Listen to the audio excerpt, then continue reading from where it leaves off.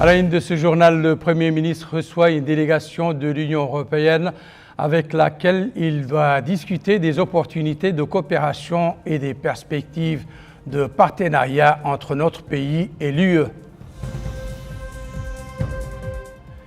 Le Premier ministre préside une réunion du Haut Conseil pour la numérisation relative aux mesures prises dans le domaine du réseau de communication frontalier, de la sécurité numérique et de la numérisation du système de passation des marchés publics. Le ministre de la Santé supervise le lancement des activités commémoratives de la Journée mondiale de la couverture sanitaire universelle et signe une convention permettant l'accès des étudiants mauritaniens à la CNAM.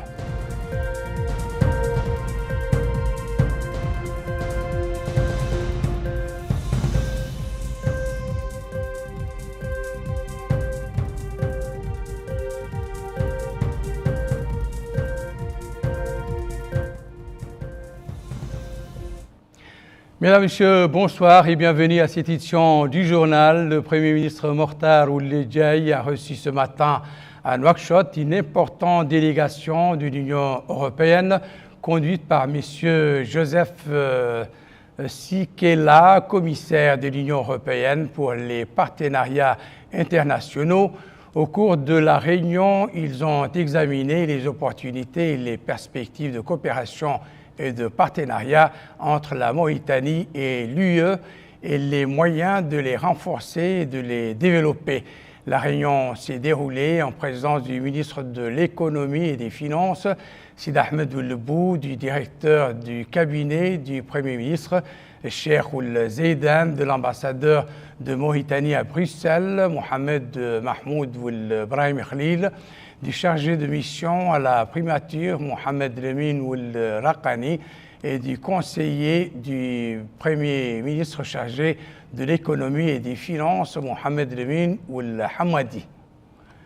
Le Premier ministre Mortar Ould Djaï a présidé ce jeudi à Nouakchott la réunion ordinaire du Haut Conseil pour la numérisation. De la réunion a discuté des mesures prises pour le domaine, ou du moins dans le domaine du réseau de communication frontalier, de la sécurité numérique et de la numérisation du système de passation des marchés publics. Le Premier ministre a insisté sur la nécessité d'accorder la priorité aux domaines liés aux besoins des citoyens conformément aux instructions du président de la République, M. Mohamed Ould Cheikh Al Ghazouani, tout en œuvrant à leur numérisation de manière à ce que cela profite aux citoyens à travers la proximité et la facilitation des services rendus par l'administration publique. Le ministre des Affaires étrangères, de la coopération africaine et des Mauritaniens de l'extérieur, Mohamed Salem Ould Merzoug, a reçu jeudi dans son bureau en audience M. Joseph Sikela, commissaire aux partenariats internationaux de l'Union européenne, qui effectue actuellement une visite dans notre pays à la tête d'une importante délégation de l'Union européenne. Au cours de la réunion, les deux parties ont passé en revue les opportunités et les perspectives de coopération et de partenariat entre notre pays et l'Union européenne, les moyens de les renforcer et de les développer, ainsi que des questions d'intérêt commun. Bokar Baylaba. Le ministre des Affaires étrangères, de la coopération africaine et des Mauritaniens de l'extérieur, Mohamed Salem Ould Merzoug, a reçu en audience Joseph Sikela, commissaire aux partenariats internationaux de l'Union européenne, qui effectue une visite dans notre pays à la tête d'une importante délégation de l'Union européenne. Et au cours de la réunion, les deux parties ont passé en revue les opportunités et les perspectives de coopération et de partenariat entre notre pays et l'Union européenne, les moyens de les renforcer et les développer, ainsi que des questions d'intérêt commun. La délégation de l'Union européenne, conduite par Joseph Sikela, commissaire aux partenariats internationaux de l'Union, a été aussi reçue en audience par le ministre de l'Intérieur, de la promotion de la décentralisation et du développement local, Mohamed Ahmed Mohamed Lemine. Au cours de la réunion, le ministre a souligné la vision de la Mauritanie pour faire face à la situation des migrants et des réfugiés passant en revue les efforts déployés par le ministère de l'Intérieur dans ce domaine. De son côté, l'émissaire européen a apprécié les mesures concrètes prises par la Mauritanie en matière de migration, soulignant l'intérêt de sa délégation à concrétiser les différents aspects de l'appui sur le terrain. Toujours dans le cadre de cette visite, le ministre de l'Énergie et du Pétrole, Mohamed El Khaled, a tenu une réunion avec la délégation de haut niveau de l'Union européenne, conduite par le commissaire aux partenariats internationaux, Joseph Sekela. Objectif: renforcer la coopération entre la Mauritanie et l'Union européenne dans le domaine de l'énergie et de l'hydrogène vert. S'exprimant à cette occasion, le ministre de l'Énergie et du Pétrole a déclaré que les relations entre la Mauritanie et l'Union européenne ont toujours été basées sur le respect mutuel et une vision commune du développement durable, notant que leur coopération stratégique est encore plus importante alors qu'ils font face à des défis mondiaux tels que la transition énergétique, le changement climatique et l'exploration des opportunités de diversification économique inhérentes à l'énergie renouvelable et à l'économie verte. Pour sa part, le commissaire européen chargé de la coopération internationale et des partenariats, Joseph Sekela, a souligné que cette visite s'inscrit dans le cadre de la coordination continue entre les deux parties pour renforcer la coopération dans le domaine de l'énergie, en particulier l'hydrogène vert. L'ambassade de l'État du Qatar en Mauritanie a organisé hier soir à Nouakchott une réception à l'occasion de la fête nationale de l'État du Qatar.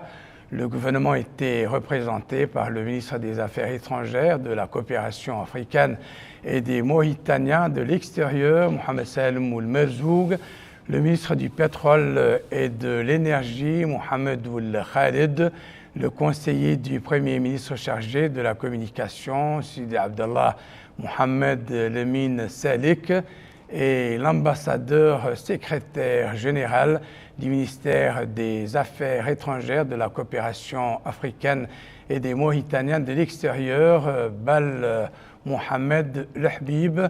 Prenant la parole à cette occasion, son Excellence Shahin Ibn Ali Khalfan El-Ka'bi, ambassadeur de l'État du Qatar accrédité à Mauritanie, a exprimé la profondeur des relations fraternelles entre l'État du Qatar et la République islamique de Mauritanie, ajoutant que ces relations ne cessent d'évoluer et de se renforcer de jour en jour sous la conduite de son Excellence le Président de la République, M. Mohamed Ould Cheikh Al-Ghazouani, et de son Altesse Cheikh Tamim bin Hamad Al-Thani, émir du Qatar, relations qui se sont traduites par un partenariat plus efficace et une coopération constructive dans l'intérêt des deux peuples et des deux pays. Le ministre des Affaires islamiques et de l'enseignement originel a signé aujourd'hui à Nouakchott avec le ministre des Awqaf et des Affaires religieuses du sultanat d'Oman un important protocole d'accord dans les domaines des affaires islamiques et des Awqaf. Yed Alifal. La signature de ce mémorandum d'entente entre les deux pays vise le renforcement et le développement de la coopération entre les deux États dans le domaine de l'enseignement originel et islamique. Le ministre des Affaires islamiques et de l'enseignement original, M. Sidi Yahya Cheikhna, a souhaité la bienvenue à la délégation omanaise, indiquant que cette visite s'inscrit dans le cadre de la coopération et de l'échange d'expériences entre les deux pays frères, en général, et les deux ministères en particulier. Il a apprécié l'importance du protocole d'accord signé entre les deux pays, soulignant qu'il concerne plusieurs domaines de base, en particulier le domaine des mosquées et des awqaf, en plus de la zakat et de la numération. Le ministre a en outre évoqué les relations particulières entre les deux pays frères, tissées par l'histoire et le désir partagé de développer et de renforcer ces liens. Dans le même contexte, le ministre omanais a indiqué que cette visite, la deuxième du genre, s'inscrit dans le cadre de renforcement des relations distinguées entre la Mauritanie et le sultanat d'Oman, soulignant que la signature de ce mémorandum constitue une nouvelle étape dans le renforcement de la coopération et de l'intégration entre les institutions, ainsi que dans l'établissement des liens sincères, marquant ainsi une nouvelle évolution de la coopération entre les deux pays. La rencontre fut l'occasion pour le secrétaire général du ministère, M. Beit Allah Ould Ahmed El Soued, de présenter l'organigramme et la mission du ministère. Le ministre de l'Économie et des Finances a signé ce jeudi à Nouakchott avec le commissaire aux partenariats internationaux de l'Union européenne une convention d'appui budgétaire. Cet accord qui s'inscrit dans le cadre de la mise en œuvre du programme pour un partenariat fort et solidaire avec la Mauritanie vise à soutenir un développement intégré, durable et solidaire et à promouvoir la cohésion sociale et la stabilité. Aminata Khan. Cette convention de partenariat d'une valeur de 100 millions d'euros a été paraphée ce matin entre notre pays et l'Union européenne.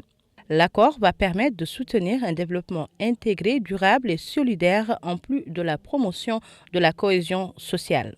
Présent à la rencontre, le ministre de l'Économie et des Finances, M. Sid Ahmed Ouloubou, a souligné que l'Union européenne est l'un des plus importants partenaires au développement et que la coopération bilatérale connaît un développement fulgurant, y compris la coopération au développement, le dialogue politique et les accords commerciaux. L'accord d'aujourd'hui va soutenir, dira-t-il, le développement intégré et inclusif et promouvoir la cohésion sociale en mettant l'accent sur la croissance économique verte, l'élargissement de la couverture sanitaire et la gestion proactive des questions migratoires. Le ministre a noté que le cadre des investissements dans les énergies renouvelables et l'hydrogène vert, le développement du système national de formation professionnelle et technique ainsi que la promotion de la couverture sanitaire universelle vont permettre le renforcement des capacités des services impliqués dans la gestion des droits fondamentaux des réfugiés et des migrants. Le commissaire européen chargé des partenariats internationaux a indiqué que l'accord est plus qu'un simple engagement financier et prouve que l'Union européenne tient ses promesses. Il est à noter que l'appui de l'Union européenne à notre pays couvre un large éventail de programmes, notamment ceux du renforcement de la gestion des frontières et la surveillance maritime, en plus de l'implication des jeunes et de la prévention des conflits.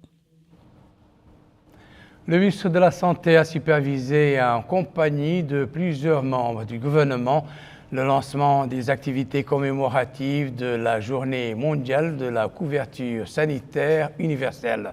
En marge de ces événements, un traité multilatéral a été signé pour garantir l'accès des étudiants mauritaniens inscrits dans tous les établissements nationaux d'enseignement supérieur au service de l'assurance maladie et d'Alifal. La fin de la célébration de la Journée mondiale de la couverture sanitaire universelle a été marquée par la signature de ce document qui est une convention entre le ministère de la Santé, le ministère de l'Enseignement supérieur et la Recherche scientifique et le département de l'Économie et des Finances. Cette convention porte sur l'octroi de l'assurance maladie pour plus de 50 000 étudiants mauritaniens dans l'enseignement supérieur. Cette option rentre dans le cadre de la politique de l'État visant à offrir à tous les Mauritaniens une couverture sanitaire. Le ministre de la Santé a déclaré à cette occasion que cet événement souligne l'importance accordée par les autorités publiques aux citoyens et qui a pour objectif d'offrir à tous les Mauritaniens un service sanitaire de qualité, et cela sans tenir compte de sa situation géographique ou financière. Il a rappelé que le nombre de bénéficiaires de l'assurance maladie et des services de santé au cours de l'année 2024 a connu une augmentation remarquable.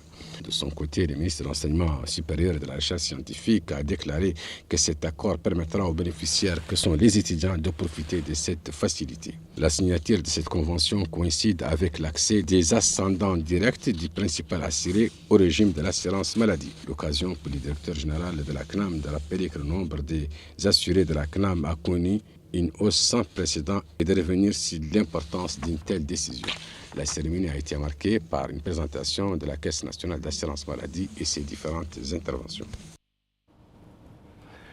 Pour en savoir davantage sur ce sujet, nous recevons sur ce plateau le directeur général de la Caisse nationale d'assurance maladie. Monsieur le directeur général, bonsoir. Bonsoir. Et bienvenue donc dans ce journal. Tout d'abord, expliquez-nous cet accord multilatéral signé aujourd'hui. Merci. La signature de cette convention consacre l'intégration des étudiants inscrits au niveau des structures publiques de l'enseignement supérieur au périmètre des segments socio-professionnels couverts par les prestations de la CNAM. C'est une première parce qu'en l'occurrence, il s'agit d'un public vulnérable, nécessitant un accompagnement qui le rassure, qui le met en confiance par rapport aux complications de la vie et en particulier pour la prise en charge de leurs préoccupations sanitaires. Et cette convention consacre donc cette prestation en faveur des intéressés et en cela, elle élargit aussi le périmètre de la CNAM qui, après d'autres actes réglementaires, notamment la loi 2024-015 du 25 février 2024, qui a consacré l'intégration au périmètre couvert par la CNAM des veufs et des veuves. Et ensuite, la signature, l'approbation du décret hier en Conseil des ministres concernant l'intégration à ce périmètre des ascendants directs des assurés principaux.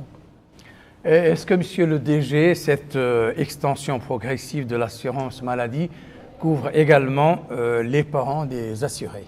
Bien entendu, les ascendants directs des assurés principaux ont fait l'objet du décret adopté hier par le Conseil des ministres et c'est aussi une avancée majeure, en l'occurrence parce qu'il s'agit d'un public vulnérable au regard de leur âge, c'est généralement des personnes en âge avancé et donc exposées à beaucoup de risques.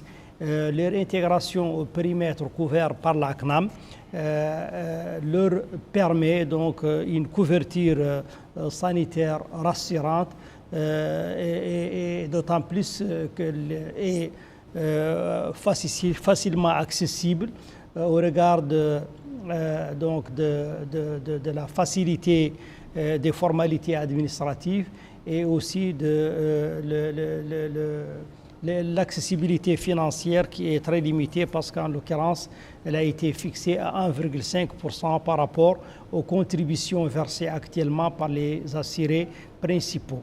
Il faut juste souligner que cette assurance ne concerne pas les parents qui sont déjà concernés par un régime d'assurance, quelle qu'en soit la nature, la CNAM, la CNAS. Ce type de parents ne sont pas concernés par ce décret.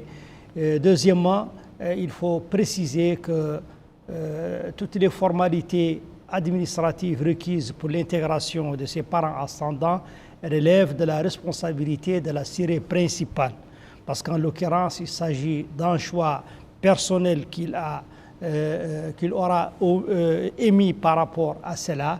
Et donc, la responsabilité des formalités lui incombe, car ni la CNAM ni l'employeur ne sont concernés, parce qu'en l'occurrence, il s'agit d'une décision de l'assuré principal et ces formalités donc relèvent de sa seule responsabilité.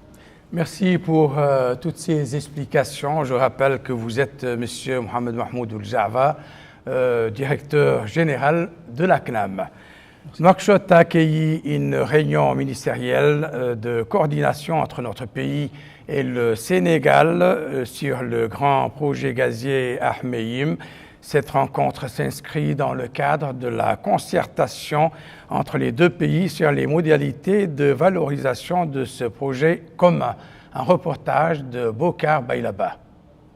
Au cours de la réunion, les membres du comité de coordination du projet GTA ont examiné un résumé des travaux des comités techniques spécialisés qui, au cours des derniers jours, ont abouti à des recommandations sur les meilleures solutions et les options pour gérer le projet, assurer l'augmentation de ses retombées économiques pour la Mauritanie et le Sénégal. Ces réunions qui se tiennent périodiquement à tour de rôle à Dakar et à Nouakchott nous permettent de réaliser le niveau de suivi requis par nos deux gouvernements sous les orientations de nos deux chefs d'État, son Excellence M. Mohamed Ould-Cheikh Al-Ghazouani et son frère, son Excellence M. Bassirou Diomaye Faye. Comme elles nous permettent de consolider notre coopération déjà exemplaire, certes autour des temps de projets, mais surtout autour de notre projet commun GTA. le projet GTA n'a cessé d'enregistrer des progrès remarquables tout au long de son processus de développement, grâce au cadre solide de coopération que la Mauritanie et le Sénégal ont parfaitement réussi à mettre en place et en dépit du niveau de complexité élevé et les nombreux défis auxquels la première phase du projet GTA a été confrontée. Quant à l'avenir, considérant ces réels espoirs que portent les populations de nos deux pays pour le projet GTA, nous travaillons main dans la main et nous trouverons ensemble les meilleures solutions à tout problème rencontré. Ainsi, les équipes techniques des deux pays ont pu faire face à de nombreux défis, qu'ils soient juridiques, réglementaires ou techniques. Le plus important, c'est de rappeler l'impact de ce projet auprès de nos communautés qui vivent au plus près du projet, les communautés locales. Et ça pose en plus donc des questions techniques, des questions financières, une question sociale, une question économique qu'il nous faudra aussi regarder pour ne pas que les externalités négatives prennent le dessus sur les externalités positives. Et toutes les actions posées par nos équipes révèlent cette prise de conscience dans l'importance du projet, révèlent cette appropriation d'une ressource que l'histoire, que le bon Dieu a voulu mettre entre nos deux pays et qui nous détermine à travailler ensemble. A noter que le comité de coordination du projet GTA se réunit périodiquement alternativement à Dakar et à Nouakchott. La ministre de l'Action sociale de l'enfance et de la famille, Safié Ment Taha, a supervisé jeudi à Nouakchott le lancement de la 10e phase du programme de cash transfert monétaire mis en œuvre en faveur de 12 000 familles de personnes handicapées dans les communes de Nouakchott en vue d'améliorer les conditions de vie des couches vulnérables. Un reportage d'Aminata Khan. La 10e phase du programme de cash transfert monétaire en faveur de 12 000 personnes handicapées dans les communes de Nouakchott avec un plafond financier de plus de 900 millions d'ouguiya a été lancée aujourd'hui par la ministre de l'Action sociale de l'enfance et de la famille. Cette campagne va mettre en œuvre cette présente phase de cash transfert aux familles accueillant une personne handicapée et vise à permettre à toutes les personnes à mobilité réduite dans notre pays sans aucune discrimination de jouir de leurs droits et libertés fondamentaux. La ministre de l'Action sociale de l'enfance et de la famille a indiqué que le programme du gouvernement a consacré le 4e levier de ses ambitions pour le pays à l'inclusion sociale, ce qui nécessite de redoubler les efforts pour lutter contre la pauvreté, assurer la sécurité, autonomiser les femmes, combattre la discrimination sous toutes ses formes et promouvoir les droits des personnes à mobilité réduite. Ajoutons que cette étape intervient après que le gouvernement ait récemment approuvé la stratégie nationale de l'intégration et de la promotion des droits des personnes handicapées qui représente un cadre global pour la promotion des droits de ce groupe. Le représentant résident de l'UNICEF dans notre pays s'est exprimé, il a déclaré en substance. Et je tiens, à travers vous, Madame la Ministre, à féliciter le gouvernement de la Mauritanie d'avoir adopté cette stratégie, une grande étape qui, à notre avis, nous donnera une démarche vraiment holistique pour qu'on puisse toucher cette partie de la société, lui donner ses droits d'être considérés comme citoyens, mais également leur donner la chance de devenir également des citoyens productifs et capables de contribuer au développement de leur famille, de leur communauté et du développement du pays. Nous savons et nous avons des modèles extraordinaires de jeunes, de femmes, de personnes et d'hommes handicapés qui ont pu braver toutes les contraintes et arriver à devenir des citoyens producteurs, à devenir des enseignants, à devenir des avocats, à devenir des médecins, à devenir des présidents même de grandes associations. Et nous pensons que les Mauritaniens et les Mauritaniennes méritent la même chose. Le maire d'Uksar, Mohamed Saleh Oumar, a exprimé son plaisir d'être présent à cet événement qui incarne l'engagement du gouvernement à réaliser la justice sociale et promouvoir la dignité humaine pour l'une des composantes les plus importantes de la société, à savoir les personnes à mobilité réduite. Le président de la Fédération mauritanienne des associations nationales des personnes handicapées, Lehbous Ould El Eid, a souligné que notre pays a connu au cours de ces dernières années un saut qualitatif dans l'activation du secteur du développement en impliquant toutes les couches de la société, notamment les plus vulnérables. Il a souligné que cette campagne est la meilleure preuve de l'attention que porte le président de la République à cette frange de la société. Des membres du gouvernement ont commenté hier soir les résultats du Conseil des ministres qui s'est déroulé plus tôt dans la matinée. Il s'agit des ministres de la Culture, des Arts, de la Communication et des Relations avec le Parlement, porte-parole du gouvernement, Al-Hussein Ould Medou, de l'économie et des finances, Sid Ahmed Ould Bou, de la santé, Abdallahi Ould Wadi, de l'hydraulique et de l'assainissement, Madame Amal Mint Mouloud. Yedalifal. Le ministre de l'économie a exposé les grandes lignes du projet de loi portant code d'investissement, qui vient remplacer le texte datant de 2012. Pour le ministre, le nouveau cadre juridique encadrant les investissements en Mauritanie vient matérialiser l'engagement du président de la République, M. Mohamed Cheikh Ghazouani, à améliorer le climat des affaires. Pour le ministre, le code va favoriser les secteurs productifs et diversifier l'économie et assurer une exploitation durable des ressources naturelles. Ainsi, a dit le ministre, de nouveaux textes offrent différents avantages aux investisseurs, dont la réduction de la taxe sur la valeur ajoutée, TVA, passe de 16% à 10%. De plus, des seuils sont fixés par l'octroi des licences. Le ministre de l'Économie et des Finances a déclaré que le projet met aussi l'accent sur les pôles de développement. Cela a pour objectif de renforcer la productivité, notamment à travers l'érection des pôles spécialisés, par exemple l'élevage au Brakna, la pêche à Nouadhibou ou les mines à Zouerat, entre autres. De son côté, le ministre de la Santé est revenu sur l'essence du projet de décret fixant les modalités d'accès des ascendants directs du principal assuré au régime d'assurance maladie. Pour le ministre, cela s'inscrit dans le cadre de la réalisation des engagements du président de la République, M. Mohamed Cheikh Ghazouani, engagements relatifs à la couverture maladie, la justice sociale. Le ministre a expliqué que l'assurance couvrira les frais de traitement liés aux maladies et accidents dans les secteurs publics et privés. Le projet, selon le ministre, fixe la contribution de l'assuré principal à 1,5%. Elle peut atteindre 2 ou 3% en fonction du nombre d'assurés. À son tour, la ministre de l'Hydraulique et de l'Assainissement est revenue sur le projet d'assainissement de la ville de Nouakchott, dont la pose de la première pierre a été effectuée par le président de la République lundi dernier.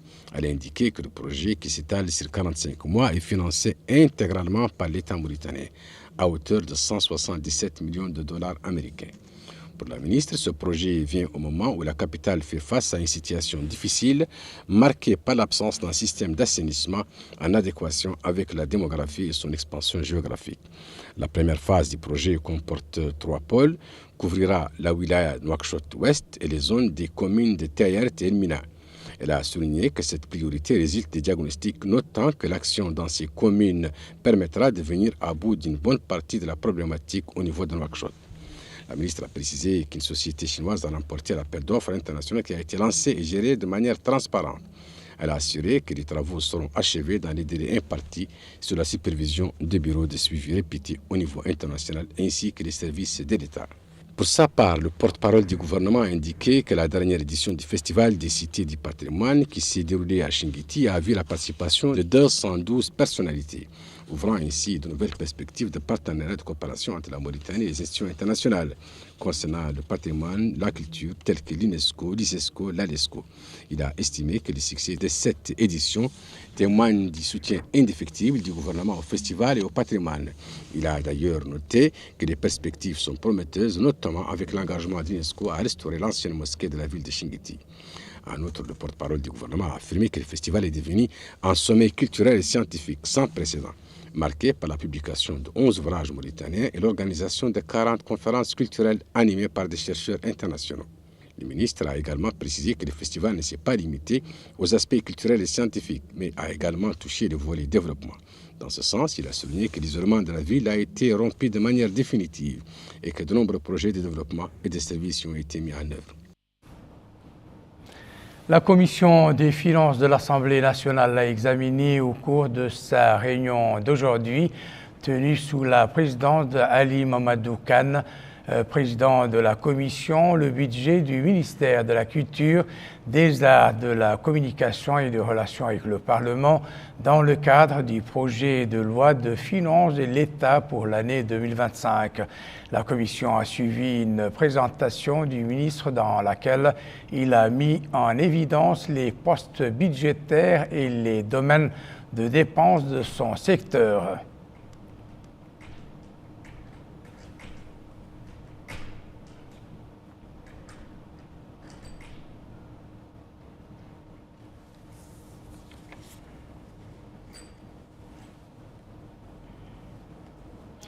La Commission des finances de l'Assemblée nationale a examiné au cours de sa réunion tenue hier soir sous la présidence de El Mourtada Tfail, vice-président de la Commission, le budget du ministère de l'Agriculture et de la Souveraineté alimentaire dans le cadre du projet de loi de finances de l'État pour l'année 2025.